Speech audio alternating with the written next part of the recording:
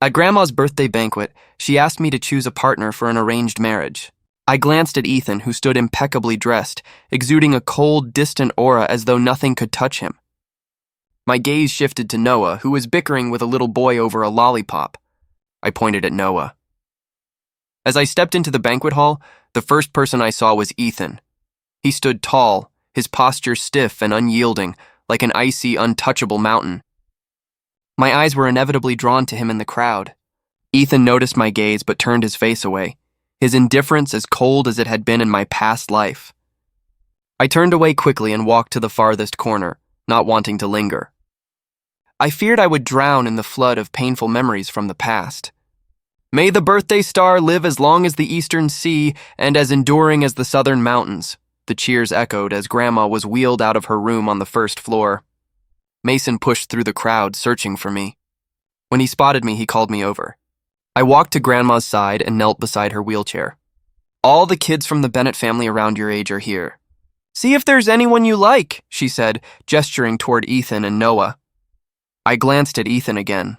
His cold, imposing demeanor made him seem unapproachable. Then I turned to Noah, who was still arguing with the little boy over the lollipop. I pointed at Noah.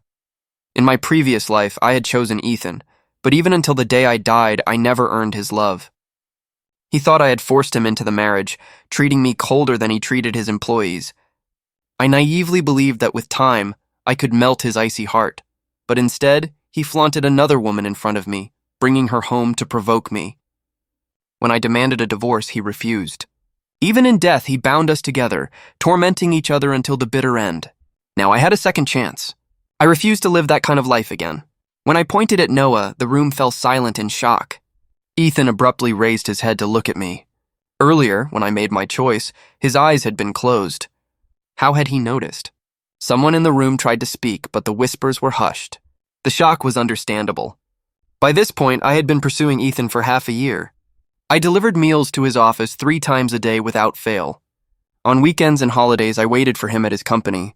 My persistence had earned me the reputation of being one of his fangirls, but Ethan had never once agreed to eat with me, let alone go on a date. The Carter and Bennett families knew about my unrequited feelings for Ethan, but they kept it from Grandma. They feared that if she found out, she would force the engagement. Ethan, being the rebellious type, would only make things worse, upsetting her. Grandma had brought up the arranged marriage now because her health was failing. She wanted to fulfill the engagement my grandfather had arranged before his death. As the only granddaughter of the Carter family, Grandma cherished me deeply and wanted to see me settled with a good match before she passed. The Bennett family owed a great debt to the Carters, so they left the matter entirely in our hands. I looked at Noah and asked, "Do you agree?" Noah, who was usually aware of my feelings for Ethan, seemed frozen in place, lost in thought. I worried he might reject me. My gaze instinctively shifted back to Ethan, but no, that was absolutely not an option. Just as I debated whether to pull Noah aside for a private conversation, he suddenly spoke. "You chose me?" he asked, his voice tinged with disbelief. His sudden movement caused the lollipop in the little boy's hand to fly into his own, and the boy immediately burst into tears. Noah quickly clamped a hand over his mouth, his posture awkward and undignified. A derisive laugh echoed across the hall, and all eyes turned to Ethan. He smirked coldly, staring at Noah with contempt. The atmosphere in the room grew tense and awkward. I ignored Ethan. Despite his youth, Ethan had already taken control of half the Bennett family's business empire. He was used to doing things his way. I turned back to Noah and repeated, "Do you agree?" I stared at him, asking again, beads of sweat forming on my forehead betraying my nervousness. I wasn't sure what he was thinking. In my previous life, I hadn't paid much attention to him. Now I felt a growing sense of urgency. Noah looked at me for a moment before nodding. I let out a breath of relief. What a good person. I'd have to thank him properly later. He must have been worried about me losing face and didn't want to reject me in front of everyone. After all, we had no connection before this moment. Until today, I had been obsessively chasing after another man. Any other man in his position probably wouldn't have agreed, but now that I had been reborn, I knew Grandma's passing was only a few days away. If Noah hadn't agreed, I wouldn't have been able to find someone else to ease Grandma's mind before she passed away. In my previous life, I had chosen Ethan. To my surprise, he hadn't rejected me outright at the time. Instead, he had a private conversation with me afterward, explaining that he had agreed only out of consideration for Grandma's health and telling me not to overthink it. When Grandma passed away, she held my hand along with Ethan's, urging us to take care of each other. After her funeral, Ethan's parents began pressing for our wedding. I thought we hadn't spent enough time together and worried he would feel forced into it, so I kept delaying. But Ethan agreed before I could say anything, telling me not to play coy and that he wouldn't disobey Grandma's dying wish. Not long after we got married. There was no ceremony, just the formalities. Our relationship, before and after marriage, didn't change much. Aside from moving in together, there was little difference. For 5 years, Ethan remained cold and indifferent to me. Aside from a few social events I had to attend with him, he rarely spoke to me. One night I worked late, and a colleague offered me a ride home. Since it was on his way, I accepted. Ethan happened to see us when I got home. Perhaps it triggered his possessiveness, but he rushed over and punched my colleague. That night, we had our first real argument. After that, he stopped coming home regularly, and we were locked in a cold war. Then one day, he brought another woman home, holding her close as if to flaunt her in front of me. That was the final straw. I wanted a divorce, but he refused. We remained trapped in a cycle of mutual torment until the day I died. All right. Grandma's cheerful laughter pulled me from my thoughts. It was the first time I'd seen her so happy since she had fallen ill and become bedridden 6 months ago. She held my hand, giving me a few words of advice before chatting with some of her old friends. When fatigue overtook her, she had the attendants wheel her back to her room. Left alone, I scanned the room until I spotted Noah. I walked over and pulled him aside. "Thank you for helping me. Don't feel pressured. Once Grandma has passed peacefully, we can—" Noah suddenly raised his hand to stop me. "Don't move. Stay here and wait for me." Then, he ran off toward the Bennett estate next door. Less than 5 minutes later, he was back carrying a box. He opened it and pulled out a stack of certificates. "I majored in computer science in college," he said. "These are my competition awards from back then. I'll admit I've always been a bit laid back, but I'm not dumb. I can code and develop programs. I won't be aimless or starve just because my family doesn't help me out." He pulled out a property deed, 2 car keys, and a bank card. "This is what I earned from developing games with friends. The apartment is a 2-bedroom unit in the city center. Nothing fancy, but the location's good. As for the cars, there are 2 of them. If there's something you like, feel free to use it," he said. "There's about $1 million in the account right now. Not much, but you can spend it. I'll make more, lots more. Don't worry." With that, he shoved the box into my arms as if afraid I might refuse it. "Don't misunderstand me," he added quickly. "You chose me, didn't you? Even though we're just testing the waters as a potential match, and you might not choose me in the end, I want to be upfront with you about everything. You don't have to do the same for me. This is just how I am." He waved his hands nervously, as if worried I'd think he expected the same openness from me. "I thought you wouldn't agree," I murmured, looking down at the box in my arms, my emotions tangled. "I'm happy to," Noah replied, looking directly at me. His tone was serious and deliberate. "You chose me, and that makes me happy. So you don't need to feel guilty or thank me, and you definitely don't need to end things after Grandma passes." I lifted my eyes to meet his gaze. We held eye contact for a moment before suddenly he bolted. "Noah!" I called after him, still holding the box. He waved a hand without turning back. "I'm not good at making girls happy, take it. If you decide later you don't want to be with me, we'll deal with it." Then in a flash, he disappeared through the door. I couldn't help but marvel at him. He was too well raised, offering everything he had just for an experimental match. Didn't he worry about being cheated out of his entire savings? The weight of the box in my arms felt overwhelming as I stared down at it, trying to decide what to do. A shadow loomed over me. I looked up and found myself face to face with Ethan. His mocking gaze pinned me in place. "Playing hard to get? Does it feel fun?" I blinked, momentarily stunned before realizing what he meant. "You think you picked Noah as a marriage match just to get my attention, don't you?" Ethan sneered, his lips curving into a sarcastic smile. "Last night you braved the rain to bring me dinner, left a note with Ted reminding him to take care of me, and handed him an umbrella and cold medicine just in case. And now this morning you suddenly choose someone else. Aside from trying to get back at me for shutting you out of my office last night, what other reason could you have? You realize that constant effort doesn't get my attention, so now you're trying reverse psychology?" His sharp words hit me like a cold slap, and for a moment the memories from my past life surged back. Back then, I had been utterly infatuated with Ethan, chasing him to the point of throwing away my dignity.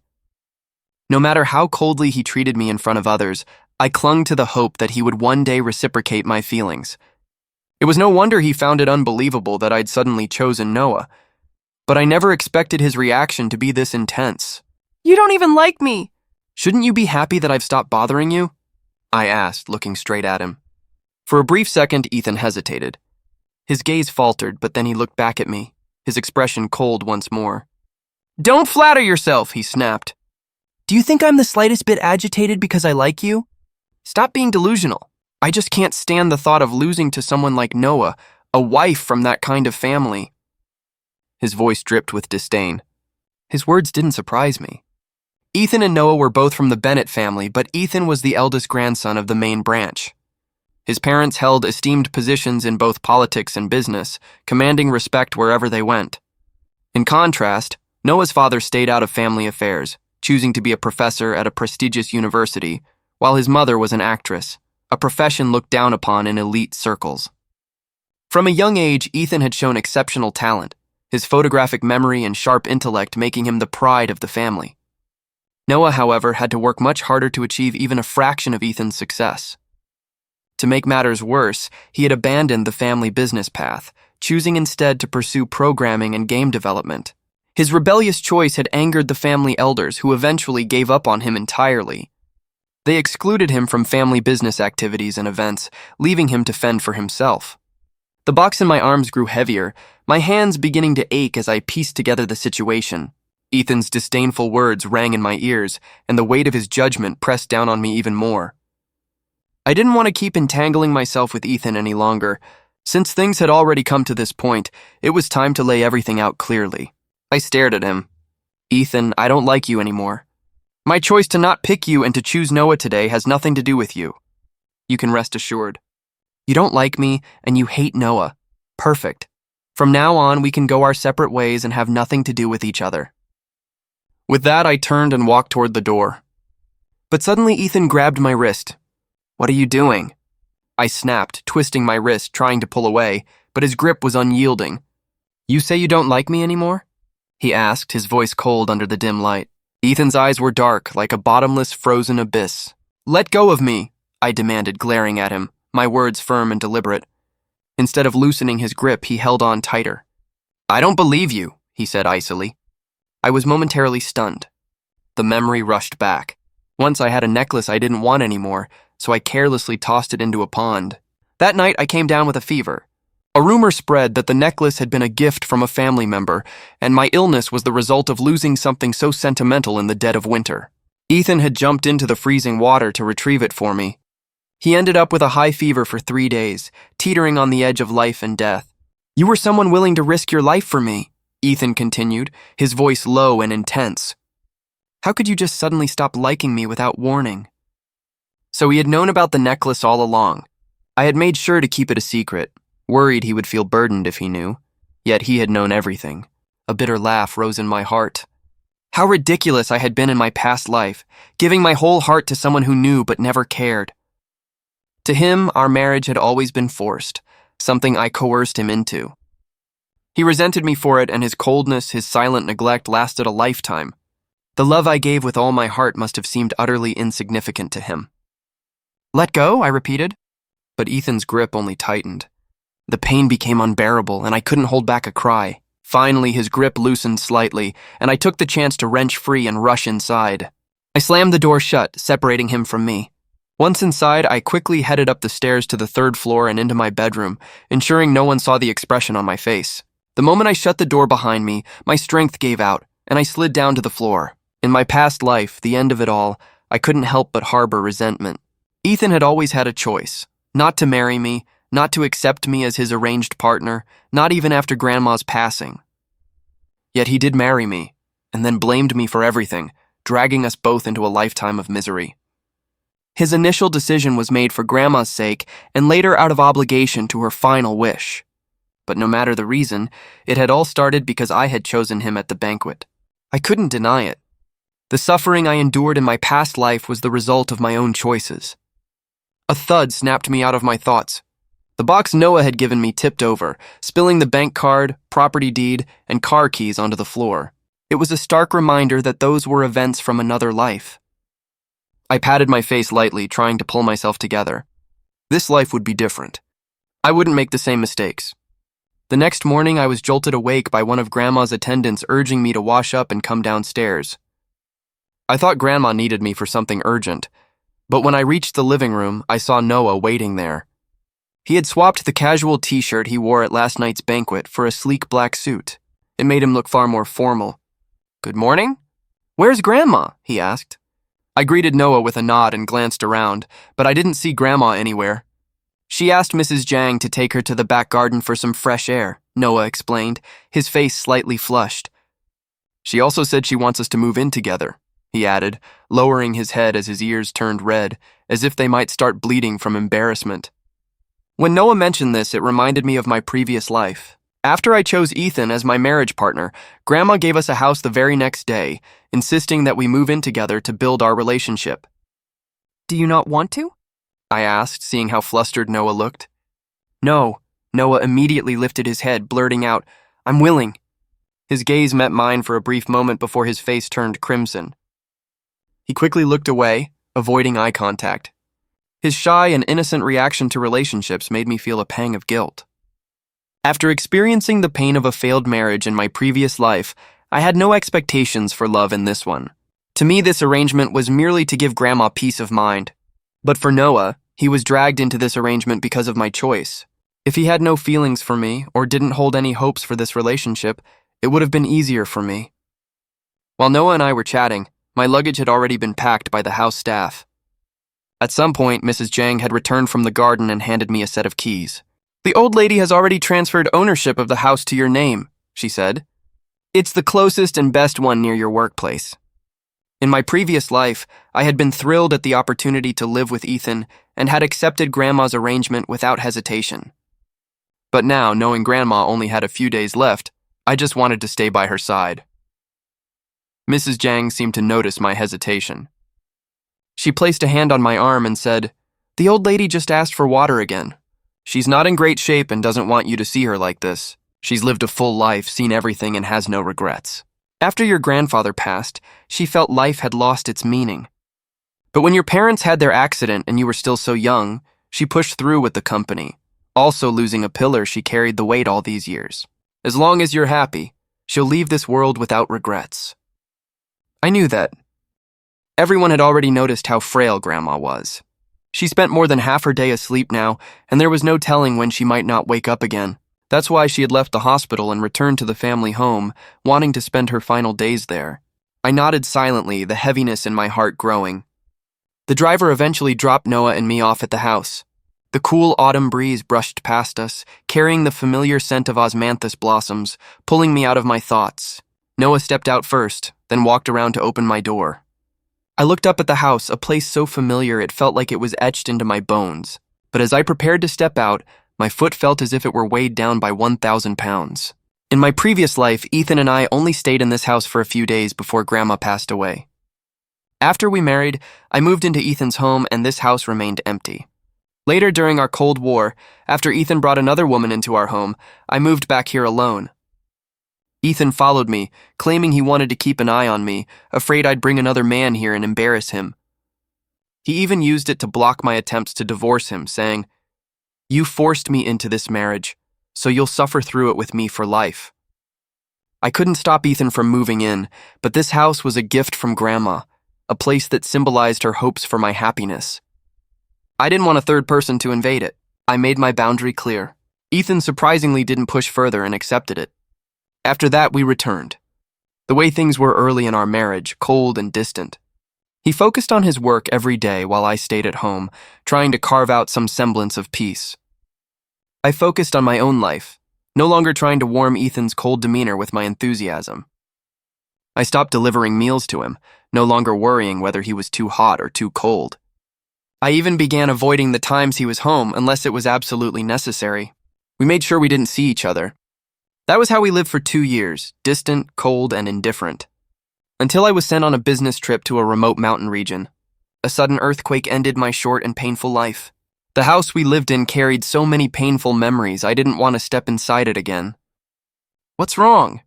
Noah asked, noticing I hadn't gotten out of the car. His eyes widened when he saw my pale face. "Are you feeling unwell?" He looked at me nervously, his hand reaching out slightly, as if he wanted to check on me but didn't dare. Beads of sweat formed on his forehead. "I'm fine," I said, steadying his slightly trembling hand and meeting his gaze. "I remember you have another house nearby, don't you? Could I stay there instead?" The moment those words left my mouth, I regretted them. But if I stayed at another house, the one owned by the Sioux family, Grandma would find out quickly. "Don't worry, it'll just be for a few days," I quickly added. "I'm allergic to osmanthus flowers, and the smell here is overwhelming for me. Once I find a place I like, I'll move out." Noah froze at my words, then snapped back to reality when he heard about my allergy. "Allergic to osmanthus? That's my fault. I didn't even know. I let you sit here and smell it for so long. Are you okay?" His gaze darted across my face, neck, and hands, scanning for any signs of a rash. "Do you feel itchy or uncomfortable?" His brow furrowed. "Severe allergies can be life-threatening." He pulled out his phone, ready to call an ambulance, but I quickly stopped him. His anxious actions eased the heavy weight in my heart, and I found myself smiling. "You didn't know I was allergic, so it's not your fault." "And it hasn't been that long." "Nothing serious," I said lightly, lying effortlessly. "I'm not feeling unwell right now, but if I stay longer, who knows?" Noah hurriedly shut the car door and quickly got in on the other side. He gave the driver an address, and soon we arrived at his building. The driver helped carry our luggage upstairs before leaving. I stood by the door waiting for Noah to unlock it, but he didn't move. I turned to him, puzzled. Looking embarrassed, Noah lowered his head. "The key's in the box I gave you last night." "There's only one." He raised his hand slightly as if to emphasize this point. "Just one key." "You gave it to me," I asked, surprised. "You gave it to me?" Noah admitted sheepishly. "I was too excited and didn't think it through. I live alone, so I never made a spare." Looking at his awkward demeanor, I couldn't help but tease him. "What if I hadn't come here today? How would you get into your own house without the key?" "If I gave the key to you, it's yours now," Noah replied seriously. "I can always stay at my office." I shook my head, amused. He was definitely the type of person scammers would love, a genuinely trusting soul. I opened the box in my luggage, pulled out the key, and unlocked the door. The moment the door swung open, I froze. The interior was decorated entirely in pink. "You like this?" I asked, turning to him. Noah opened his mouth to explain, but fell silent when his eyes met mine. After a moment, he nodded reluctantly. Maybe my curious stare made him uncomfortable because he quickly averted his gaze. "Don't be shy." "There's nothing wrong with liking pink," I said, trying to reassure him. "Who says boys can't like pink?" Noah didn't respond. Instead, he lowered his head even more, his face burning with embarrassment. I stopped teasing him and stepped into the house ahead of him. Once inside, the overwhelming pink decor hit me even harder than it had at the door. From the entrance, I had only seen part of the hallway and living room, but now standing in the center, I realized that everything from the bedroom doors to the kitchen and bathroom was pink. This wasn't just a preference. It was a true love for the color. Fortunately, I also liked pink. For someone who loved the color, this house was paradise. The walls, decorations, sofas, and even the tiled floors were all pink. In my previous life, I had loved pink too. I had once considered brightening up the cold black, white, and gray tones of the home Ethan and I shared by adding pink accents. But Ethan thought pink was childish. He wouldn't even let me wear pink dresses to formal events. Over time, I suppressed my preferences, choosing everything I ate, used, and wore based on his tastes. Back then, I didn't feel wrong about it because I loved him and thought his happiness was mine. But now, standing in a space decorated exactly how I liked, I realized how much joy came from pleasing myself.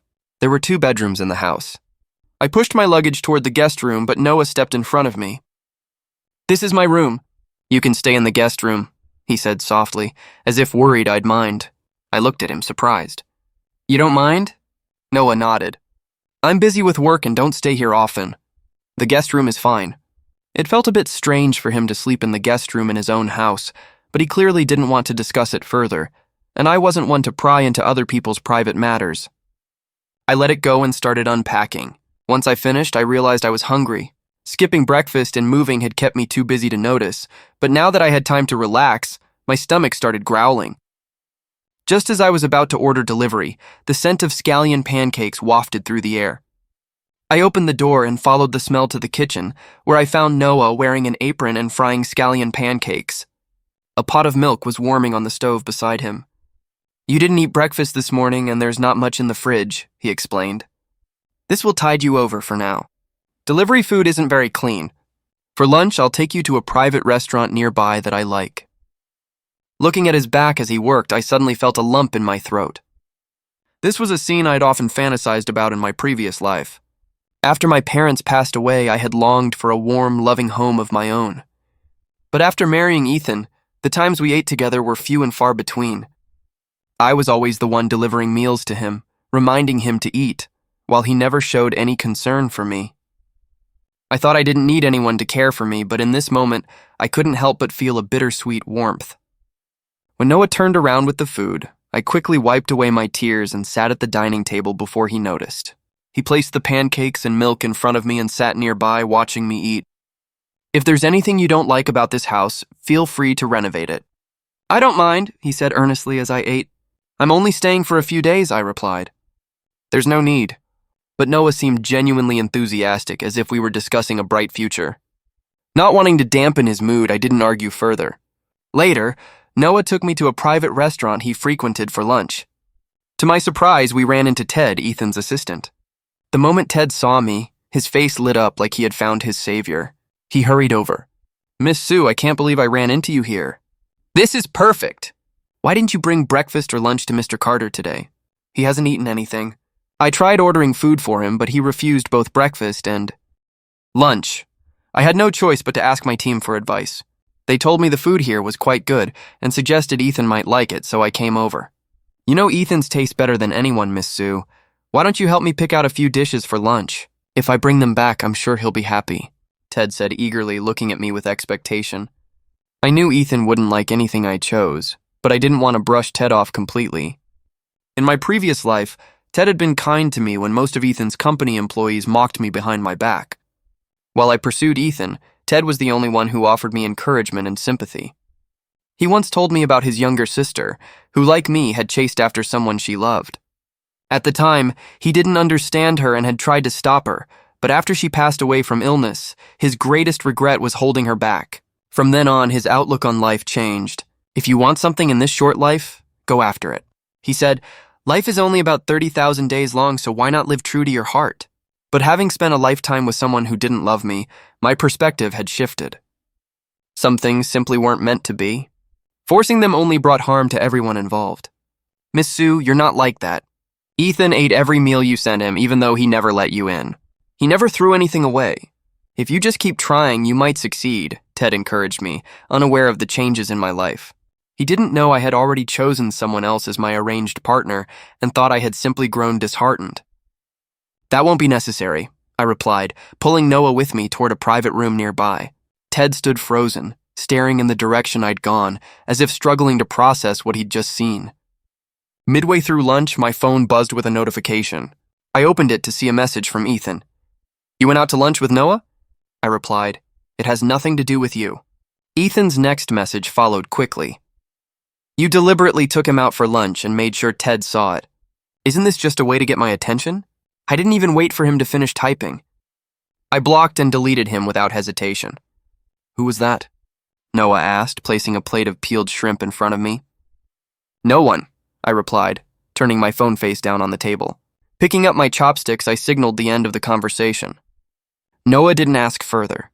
However, throughout the meal, his silence spoke volumes. The rest of the meal, Noah seemed unusually quiet and distracted. "What's wrong?" I asked, thinking he might not feel well. He shook his head, then suddenly brightened. After lunch, he suggested we go to an amusement park together. I declined, explaining that I wanted to check in on Grandma. "I'll go with you," Noah said, his eyes hopeful. In the end, I agreed. I thought Grandma would be happier to see the two of us spending time together than if I went alone. When we arrived at the Sue family home, Grandma was resting, so we didn't disturb her. Instead, we returned to Noah's house. The next day was Monday. I went to work at my job and Noah headed to his company. Unlike Noah, I had no interest in the complexities of the business world and hadn't joined the family company after finishing graduate school. I took a job at a research institute. It was a steady 9 to 5 position with standard holidays. The workload wasn't heavy, my boss was kind, and my colleagues were easy to get along with. When it came to work, both in my past life and now, I found satisfaction in its simplicity. I was content with my life and never felt wronged in any way. The days passed as uneventfully as they had in my previous life, except that the home I returned to was now Noah's, and the person I interacted with daily had changed from Ethan to Noah. This was a positive change. There was no longer an oppressive atmosphere or the constant need to tiptoe around someone's feelings. During this time, I visited Grandma a few times. Noah seemed to sense the importance of these visits and always accompanied me. Thursday came quickly. It was the day Grandma would pass away. That afternoon, I received a tearful call from Mrs. Jang, telling me that Grandma didn't have much time left and wanted to see Noah and me one last time. I immediately called Noah to let him know. He told me not to worry and came to pick me up. Together, we rushed to the family home and to Grandma's bedside. Just like in my previous life, Grandma took my hand and placed it in Noah's, telling us to take care of each other under her hopeful gaze. I nodded firmly and tightened my grip on Noah's hand. Noah squeezed back, his hold steady and comforting, but this time I knew I couldn't fulfill Grandma's wish. I would disappoint her. I silently promised myself that when I saw her in the afterlife, I would beg for her forgiveness. In my previous life, Ethan and I had spent our entire lives trapped in a painful relationship because of this final wish. I didn't want Noah to go through the same. He deserved someone who could love him wholeheartedly and spend a lifetime of happiness with him, not someone bound to him by obligation and moral expectations. With Grandma's deteriorating health, her funeral arrangements had already been prepared. The ceremony was simple and concluded quickly. Ethan didn't attend, as his parents explained that he was on a business trip abroad, and they didn't want to distract him or risk any issues during his travels. They decided to tell him about Grandma's passing after he returned. In my previous life, on this exact day, Ethan had also been scheduled to leave for a business trip abroad, but I had insisted he stay, dragging him into my grief and anxiety. Without my interference this time, our lives had stayed as parallel lines, barely intersecting. In truth, Noah and I were no different. We were also parallel lines, each walking our own path. After the funeral, I intended to move out of Noah's house. Over the past few days, I had been searching for a new place and had already found one. However, on the way back, I suddenly felt dizzy and fainted. I woke briefly to the sound of Noah's panicked voice, and I could feel the car making a sharp turn as he told the driver to head to the hospital. I didn't want to go. The hospital reminded me too much of losing my parents. The smell of disinfectant and sterile water filled me with dread. Noah had no choice but to take me back to his house instead. After that, I lost consciousness again. When I finally regained some awareness, it was faint. I vaguely saw Noah sitting by my side using a towel to cool my forehead. "Don't worry, it's okay now," he said softly. "The doctor already came by. He said you're just overwhelmed with grief and haven't been resting well, so your body gave out temporarily. You'll be fine with some rest." I drifted off again, the exhaustion pulling me under. The next time I woke up, I was parched. I tried to open my eyes but couldn't. My body felt as heavy as lead, making it impossible to move. "Water," I managed to croak out. Almost immediately, a cup of warm water was brought to my lips. After that, I woke up intermittently each time Noah was there. He was either cooling my forehead, sitting nearby, working on his laptop, or simply watching over me. His attentiveness was remarkable. Any slight movement I made, and he was instantly aware. At first, I thought he was just pretending to work on his laptop, but as the programs on his screen grew more complex and detailed, I realized he was genuinely working. His dedication and focus made me smile despite my condition. That night was the first time in years I'd fallen ill so badly, and the first time I felt so cared for. It was ironic that the person taking care of me was Noah, someone I barely knew before this arrangement. When I finally recovered, I knew I had to express my gratitude. I resolved to properly thank Noah for everything. I thought I would recover by the next morning, but my condition fluctuated for 3 days. During that time, Noah helped me take leave from work and stayed home with me the entire 3 days. When he wasn't checking on me, he was busy working on his programming. It was clear he had a lot on his plate, yet he never left my side. By the evening of the 4th day, I felt significantly better. My body was regaining strength, and I decided to get out of bed and fetch a glass of water for myself. I tried to be as quiet as possible, but even the smallest sound seemed to alert Noah, who was outside on a work call. "What are you doing up?" Did I wake you? He asked, hurrying over with concern. I shook my head. I just wanted to get some water. Stay still. I'll get it for you, he insisted, treating me like fragile porcelain. He helped me back into bed before striding out to fetch the water. I felt a little helpless. I'm fine now, I said after finishing the glass he handed me. Noah reached out to lightly feel my forehead. It's back to normal, he said, but recovering from illness is like pulling out a thread, slow and delicate. You still need to rest. I've already extended your leave for a week. Use the time to fully recover.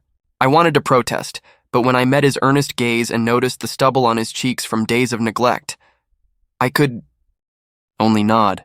After sleeping for several days straight, I didn't feel like resting anymore. Sitting up in bed, I picked up my phone and had just unlocked it when a sudden flash of lightning lit up the room, followed by a crack of thunder. In an instant, a shadow fell over me, and I felt warm hands covering my ears. Don't be afraid, Noah said softly, his voice soothing. I'm not scared, I replied with a smile, gently pulling his hands away. Noah looked at me in surprise before quickly stepping back. I wasn't trying to, he began, flustered. When it thundered, I thought you might be scared. How did you know I'm afraid of thunder? I asked, curious. Even Ethan hadn't known that about me. On the night of my parents' car accident, there had been a thunderstorm. Ever since, I had dreaded stormy nights. But during my marriage with Ethan, I endured countless thunder-filled nights alone, teaching myself to suppress my fear. Those long nights helped me realize I was no longer the cherished princess my parents had once doted on. I had to face everything alone. Over time, I got used to it. I heard it from a friend, Noah explained, looking sheepish. He said most girls are scared of thunder, so I just assumed.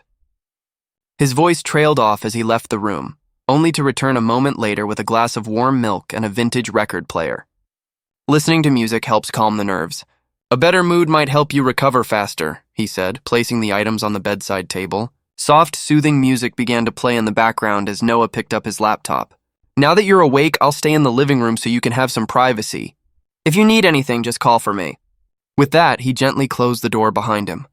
Left alone in the room, I looked around, surrounded by pink walls bathed in the soft glow of the warm light. The music played softly and the glass of milk sat invitingly on the bedside table. For the first time in a long while, I felt truly at peace. The gentle warmth of the room, the soft glow of the lamp, and the soothing music made me forget about the storm raging outside. I thought I had overcome my fear of thunderstorms long ago, but now I realized that it hadn't disappeared. It had just been buried. Deep within me in the past, those stormy nights always left me tense, yet tonight I felt completely relaxed and at peace. Something in my heart seemed to have shifted. I caught a glimpse of myself in the dark reflection of my phone screen, noticing the faint smile tugging at the corners of my mouth. Suddenly a chill washed over me, extinguishing that warmth. I patted my cheek slightly, snapping myself out of it. No, this can't happen. No one can be anyone else's savior. I can't afford to have emotional expectations of anyone. The reason I had chased after Ethan so desperately was because of something that happened 6 months before at a banquet. He had stood up for me when I was humiliated. Before I was 5 years old, my life had been carefree. But after my parents' accident, I became quiet and withdrawn. Grandma cared deeply for me, but she was getting older and had many other grandchildren to look after. She couldn't focus all her attention on me. Besides, the bullying among children was something adults could never fully understand. Gradually, I lost all my friends and stopped wanting to go outside. The banquet in question had been for the 90th birthday of one of Grandma's oldest friends, a woman who had been very kind to me as a child. I decided to attend, but during the event, someone intentionally spilled wine on me and mocked me, calling me mute. The crowd around us merely watched, entertained by the spectacle. That time I didn't know how to stand up for myself. All I could do was silently pray for the ordeal to end quickly, or for Grandma to come find me. What I didn't expect was for Ethan to walk into the hall and see the scene unfolding. He stepped in and defended me. He was the first person outside my family to ever publicly stand up for me. I clung to that moment, projecting my emotional needs onto him. I sought the security and sense of belonging I had lost. That was why I didn't care about the ridicule or his indifference. I just kept chasing him, throwing myself into the flames over and over again. But after decades of a painful, entangled marriage in my previous life, I had learned my lesson. No one could save me but myself. Seeking security from someone else was just trading one abyss for another. What had seemed like heroism to me was, in Ethan's eyes, a minor incident. He only helped me because of the long-standing friendship between the Sue and Carter families, not because of me as a person. I should be grateful for his kindness, but I shouldn't have placed my emotional dependency on him. The same applied to Noah. He was kind to me now because I was his arranged partner. If it were someone else, he would treat her just as well, without expectations. There would be no disappointment or pain. I already had my own way of living in this world, one that protected me from getting hurt.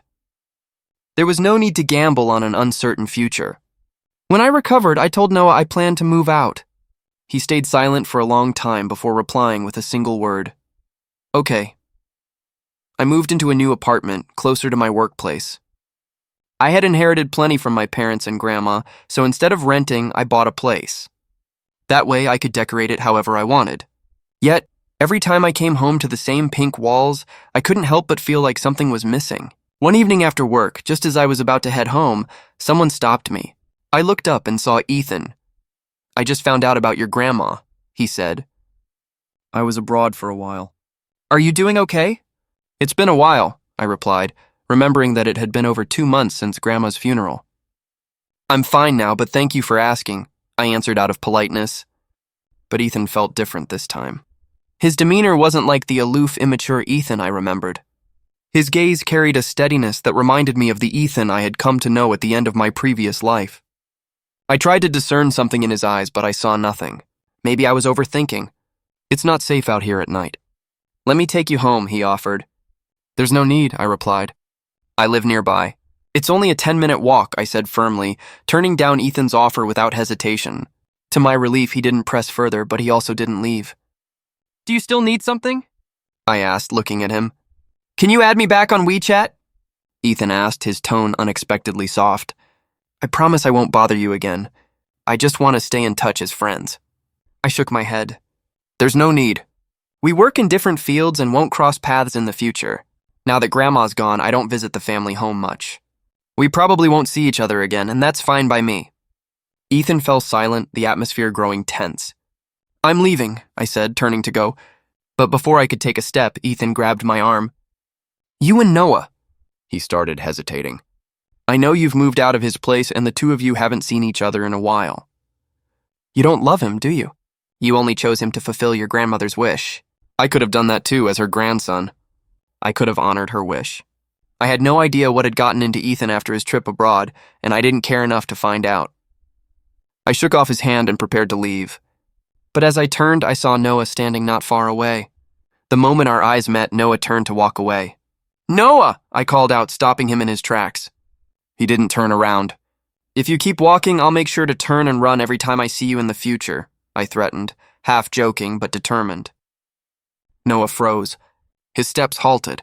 Ethan, still standing beside me, spoke again, his voice laced with familiarity that sent a chill down my spine. Momu, the nickname made my skin crawl. Don't call me that, I said coldly. We're not close. I pulled away from him and walked toward Noah. Why were you running away when you saw me?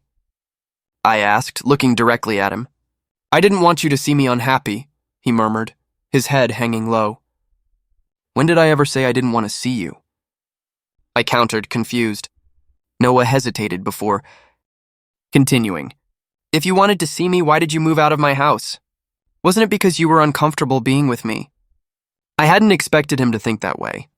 Lowering his gaze further, Noah added, I know you like Ethan. I didn't want to make things harder for you.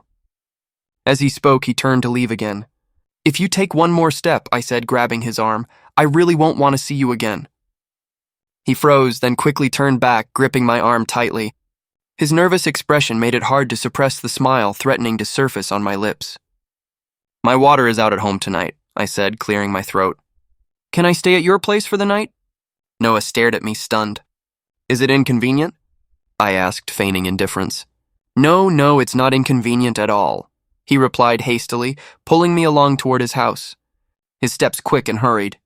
Realizing I couldn't keep up, he slowed down and glanced at me. I don't like Ethan anymore, I said softly, but firmly. And I never will. After a long pause, I heard a quiet okay from beside me. When we reached Noah's house, I realized what had been missing in my own. A home with someone waiting for me, lights on when I returned, and the warmth of someone who cared. 2 years later, I accepted Noah's proposal. On our wedding day, midway through the ceremony, Ethan's parents abruptly left in a panic. I didn't learn the reason until the banquet was over. Ethan had attempted suicide. Thankfully, he was rescued in time.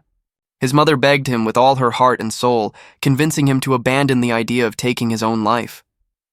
2 weeks later, Ethan was discharged from the hospital. That very day, he booked a plane ticket and left the country. He never came back.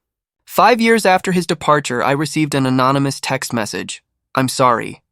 It was the same day I had died in my previous life.